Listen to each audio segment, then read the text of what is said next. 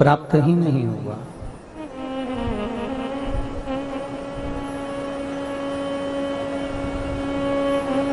बहुत ऊंचाई पर जाकर बैठ गए और भगवान मिला ही नहीं।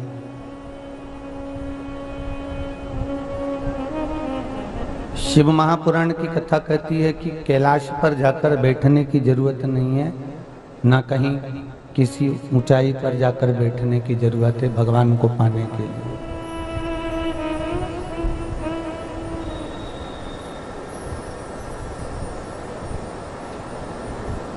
कोई कहे कि कोई ठंडी जगह में जाकर बैठ जाइए, कोई ठंडे स्थान पर जाकर बैठ जाओ, वहां शंकर मिल जाएगा। तो ऐसे कई लोग हैं जो ठंडे स्थान पर भी रह रहे हैं तो भी भगवान नहीं मिल पा रहा।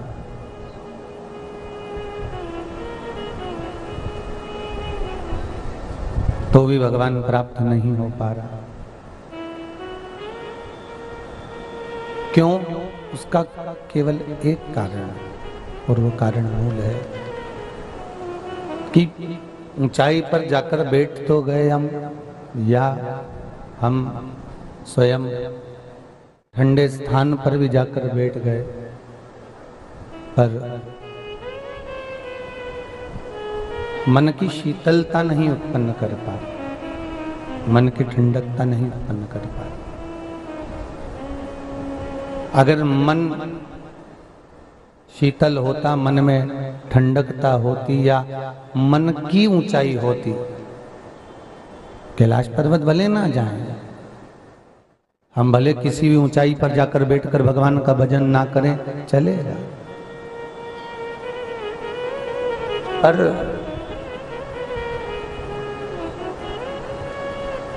इस मन की इतनी ऊंचाई होना चाहिए, इस मन का इतना आनंद होना चाहिए कि भगवान स्वतः ही हमको प्राप्त हो जाए, भगवान स्वतः ही हमको मिल जाए। रिटर्न बंद पड़े, भगवान स्वतः ही हमको मिल जाए। और जब भगवान हमको प्राप्त होगा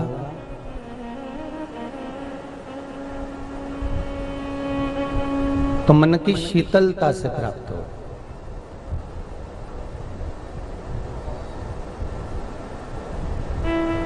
एक किसी ने भजन एक प्रकार से लिखा और गाया कि मन मेरा मंदिर, आंखें दिया बाती, और होठों की है तालियां रोम फूल। लिखने वाले ने लिखा कि मन एक मंदिर है और इस मंदिर के भीतर स्वयं परमात्मा, स्वयं भगवान उसके भीतर विराजमान है। बस एक लगन, बस एक मन, बस एक चित्त वृत्ति, हम परमात्मा को रिझा सकते हैं। उस मन में बैठे हुए परमात्मा को रिझाने का एक ही तरीका है कि हम जहां बैठे हो वहां पर बैठकर हम भगवत भजन करें, वहां बैठकर हम स्मरण करें।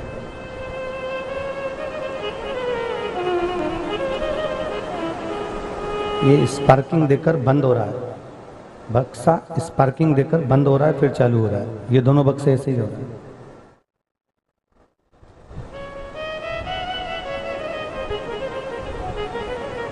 तो भगवान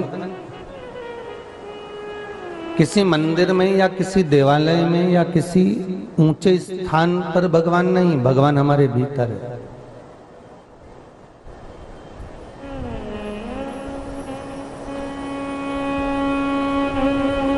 बस उसको पाने का एक तरीका, उसको प्राप्त करने का एक मूल लक्ष्य, एक आनंद हमको आना चाहिए।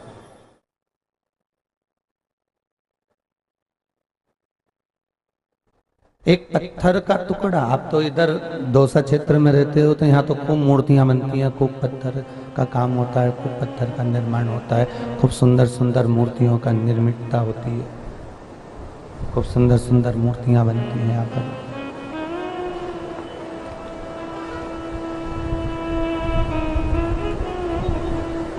वही मार्बल की मूर्ति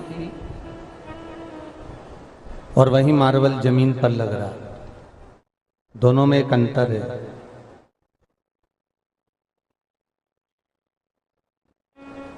जिसने चोट सहन नहीं करी वो जमीन पर लग गया, और जिसने चोट को सहन कर लिया, तराशते समय, मारते समय जिसने चोट को सहन कर लिया, वो मंदिर में भगवान बनकर पूजा गया, वो मंदिर में भगवान बनकर विराजमान हो गया।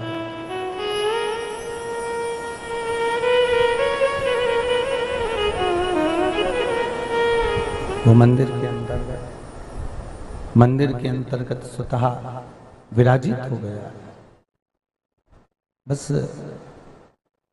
जिसने तराशते समय चोट को सहन करा है, जिसने तराशते समय चोट को सहन कर लिया, वो स्वयं मंदिर के अंदर पहुंच गया और उसकी पूजन हो रही है, उसकी आराधना हो रही है, उसकी अर्चना हो रही है।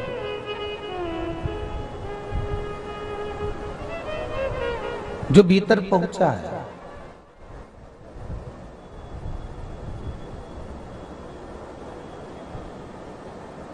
जो मंदिर में प्रवेश करने से पहले बहुत बहुत चोटों को सहन किया गया। दो तरह के व्यक्ति होते हैं, एक रोज मंदिर जाता है और एक कभी कभी मंदिर जाता है।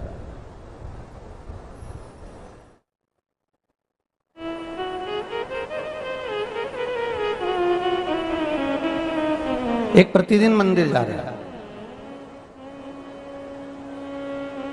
और लोग उसको कह भी दें कि ये धर्मात्मा है, बहुत धर्मात्मा है, बहुत धर्मात्मा।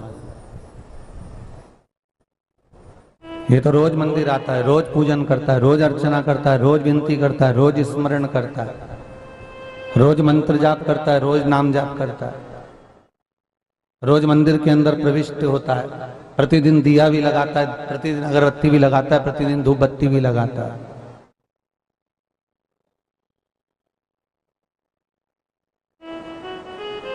एक बहुत सुंदर बात,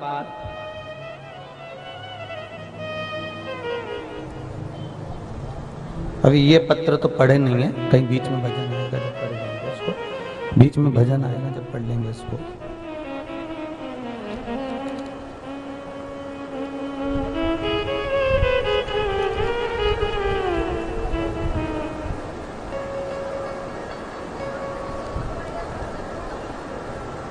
एक प्रश्न एक माता ने, किसी ने लिखा है कि मन का संशय ये है कि गंगा जी का चरित्र हमने श्रवण किया, माता गंगा का चरित्र हम श्रवण कर रहे हैं, पर उस गंगा के चरित्र में महाभारत के अंतर्गत राजा शांतनु का चरित्र आता है। बहुत अच्छा प्रश्न, देखिए, शायद आप और हमारे लिए बड़ा सुंदरता का भाव प्रतीक करता है।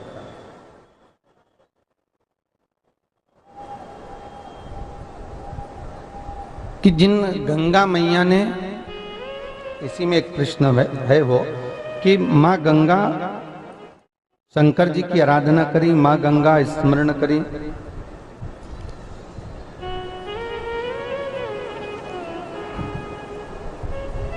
ज्योति जी शर्मा दौसा से हैं। बहुत सुंदर प्रश्न आपने करा है ज्योति दीदी, अगर आप आए हुए हैं तो खड़े होइए एक बार। बहुत सुंदर प्रश्न आपने किया, दौसा से हैं आप।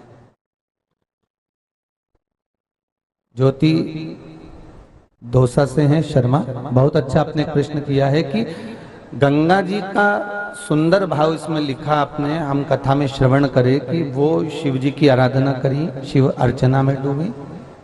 आई है क्या? कहीं नहीं आई? चलो ठीक है, पत्र आया है उनका। तो हमने सारी कथा का रसतत्व भी ग्रहण करा, पुराने समय में भी हमने पोथी पुराण भी पढ़ी, आनंद भी लिया, और उसमें हमने श्रवण किया कि गंगा जी भगवान शंकर की आराधना करी और भगवान शंकर ने उनको जटा में धारण करा। पर गंगा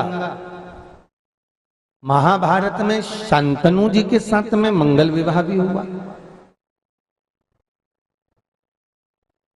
राजा शांतनु के साथ भी रही।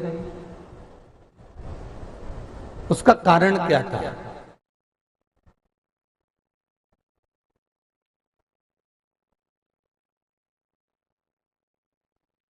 और भीष्म पितामह जैसे पुत्र को जन्म भी दिया।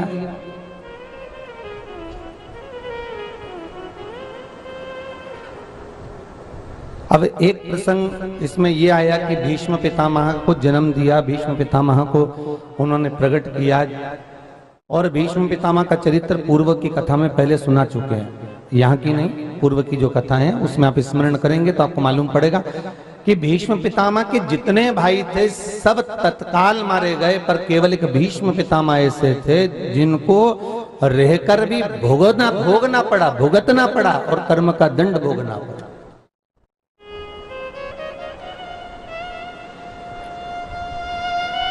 अब ये दोसा की बेटी ने बहुत सुंदर प्रश्न किया कि शांतनु के साथ विवाह होने का कारण क्या था। उसका भी एक व्याख्यान वर्णन है महाराज, विष्णु पुराण को अगर आप उठाएंगे तो उसमें वर्णन मिलेगा।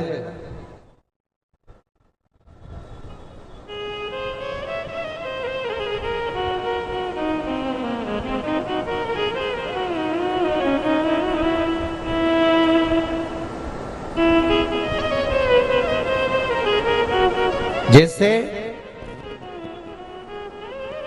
कबूतर को श्रापित करने का प्रसंग अगर देखना है आपको तो एक रावण संहिता के अंतर्गत, एक मार्कंडे संहिता के अंतर्गत, और दूसरा सुंदर गीता प्रेस गोरखपुर की शिव अंक के अंतर्गत, आप ये तीनों जगह से इसको निकाल सकते। ठीक है,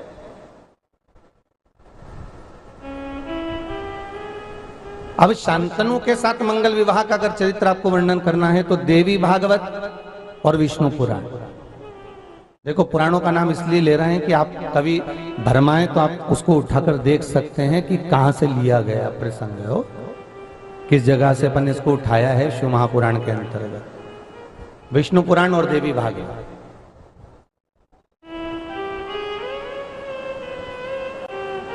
देवी भागवत के अंतर्गत और विष्णु पुराण के अंतर्गत एक भाव वर्णन किया गया महाराज, एक बड़ा सुंदर भाव कहा गया कि गंगा, सरस्वती, लक्ष्मी तीनों एक जगह पर विराजमान है महाराज, तीनों एक ही जगह पर।